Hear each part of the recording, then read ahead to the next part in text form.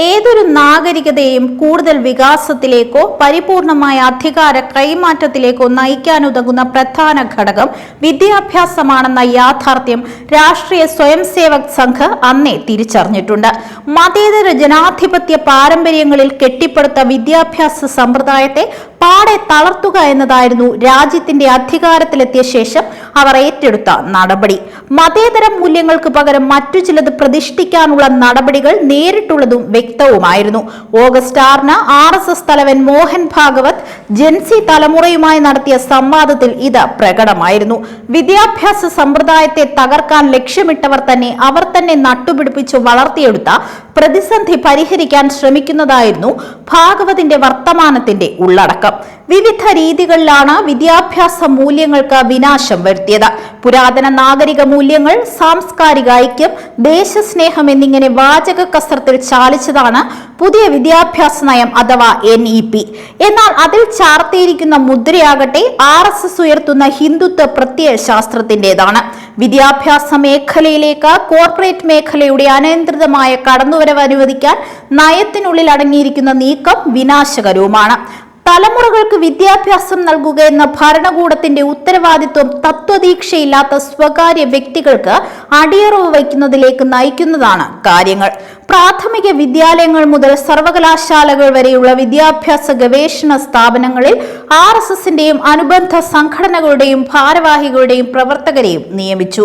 School അധ്യാപകർ മുതൽ vice ചാൻസലർമാർ വരെയും അക്കാദമിക് ഗവേഷണ സ്ഥാപനങ്ങളുടെ ഡയറക്ടർമാർ മുതൽ സ്വയംഭരണ സ്ഥാപനങ്ങളുടെ തലവന്മാർ വരെയും വിദ്യാഭ്യാസ സ്ഥാപനങ്ങളിൽ എല്ലാ തലങ്ങളിലും പരസ്യമായ കടന്നുകയറ്റമാണ് നടന്നത്. ഇത്തരം നിയമനങ്ങൾ പഠന പ്രക്രിയയ്ക്കും ഗവേഷണത്തിനും വേറിട്ട സ്വഭാവം നൽകുന്നു. സ്വജനപക്ഷപാതത്തിനും ബന്ധു നിയമനങ്ങൾക്കും വഴിവെക്കുന്നു. മൊത്തം വിദ്യാഭ്യാസ സമ്പ്രദായത്തെയും വിഷമയമാക്കുന്നതിന് സംഘപരിവാർ നടപടികൾ കാരണമാകുന്നു. വിദ്യാഭ്യാസ സമ്പ്രദായം അടക്കി വാഴാനുള്ള പരിശ്രമങ്ങളുടെ തുടർച്ചയാണ് NCERT, CBSE കൂടാതെ വിവിധ സംസ്ഥാന ബോർഡുകൾ തുടങ്ങിയ സ്ഥാപനങ്ങൾ വഴി നടത്തുന്ന പാഠ്യപദ്ധതി പരിഷ്കരണം. സ്കൂൾ പാഠ്യപുസ്തകങ്ങളിലും ഉന്നത വിദ്യാഭ്യാസ പാഠ്യപദ്ധതികളിലും മുഗൾ ഭരണകാലവും സ്വാതന്ത്ര്യ സമരവും വലിയ തോതിൽ വെട്ടിമാറ്റുകയും തിരുത്തി എഴുതുകയും ചെയ്ത ചരിത്രമെന്ന പാഠ്യവിഷയത്തെയാണ് പ്രധാനമായും ലക്ഷ്യമിട്ടത്.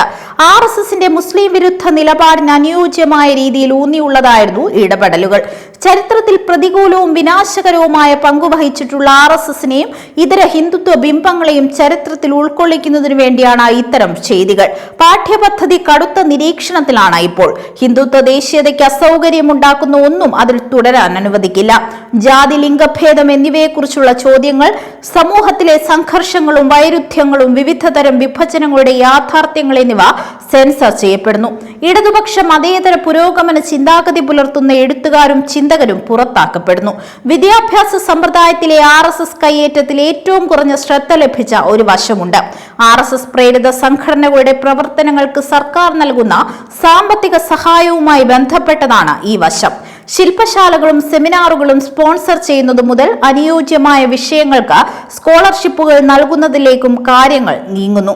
ഇങ്ങനെ RSS അധിഷ്ഠിത സംഘടനകൾ നിർമ്മിച്ചെടുത്ത വ്യാഖ്യാനങ്ങൾ പാഠ്യപദ്ധതിയിൽ ഉൾപ്പെടുന്നതും ഇതിന്റെ തുടർച്ചയാണ്. സംഘപരിവാറിന്റെ കാഴ്ചപ്പാടിൽ ഈ പ്രവർത്തനത്തിന് രണ്ട് ഗുണങ്ങളുണ്ട്. പ്രധാനമായി RSS അനുബന്ധ പ്രസ്ഥാനങ്ങളിലേക്ക് പണം എത്തിക്കാനാകുന്നു. ഒപ്പം സംഘപരിവാറിന്റെ വിഷലിപ്തമായ പ്രത്യയശാസ്ത്രം പ്രചരിപ്പിക്കാനും സാധിക്കുന്നു. RSS ഇന്ന് ഏതാണ്ട് എല്ലാ വിദ്യാഭ്യാസ സ്ഥാപനങ്ങളുടെയും നിയന്ത്രണം കൈക്കലാക്കിയിരിക്കുന്നു. അവർ നിയന്ത്രിക്കുന്ന സ്ഥാപനങ്ങളിൽ വിദ്യാർത്ഥികൾക്ക് ചോദ്യങ്ങൾ ചോദിക്കാനുള്ള സ്വാതന്ത്ര്യമോ സ്വന്തം ചിന്തകൾ പ്രകടിപ്പിക്കാനുള്ള അവകാശമോ ഇല്ല.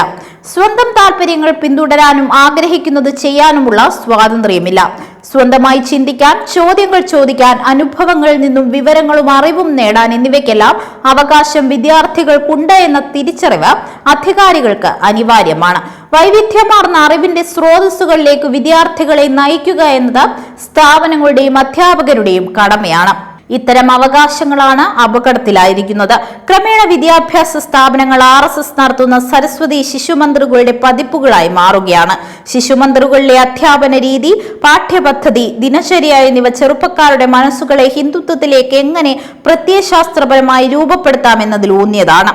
RSS ശാഖകളിലൂടെയും അതിന്റെ ബൗദ്ധിക പരിപാടികളിലൂടെയും ഇതേ പ്രവർത്തനം തന്നെയാണ് നടക്കുന്നത്. യുവതിയുടെ സാംസ്കാരികവും രാഷ്ട്രീയവുമായ ഭാവനയെ രൂപപ്പെടുത്തുന്നതിനുള്ള ഒരു പ്രധാന മാർഗമായി വിദ്യാഭ്യാസത്തെ സംഘപരിവാർ എത്രയോ കാലങ്ങളായി കണ്ടുവരുന്നു.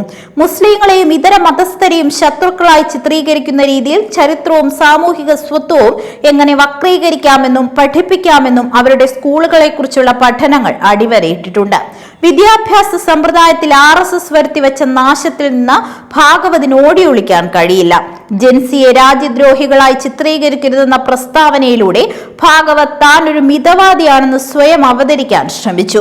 എന്നാൽ RSS ഭാരവാഹി അതുല്യമായെ BJP നേതാക്കളായ നിഷികാന്ത് ദുബെ, കങ്കണ റണൌട്ട് എന്നിവരുൾപ്പെടെയുള്ള അദ്ദേഹത്തിന്റെ സഹപ്രവർത്തകർ രാജ്യവ്യാപകമായി നടന്ന നീറ്റ് പ്രതിഷേധങ്ങൾക്ക് മുന്നിട്ടിറങ്ങിയ യുവാക്കൾക്കെതിരെ ഗുരുതരമായ ആരോപണങ്ങളും ആക്ഷേപങ്ങളും പരസ്യമായി ഉന്നയിച്ചിരുന്നു.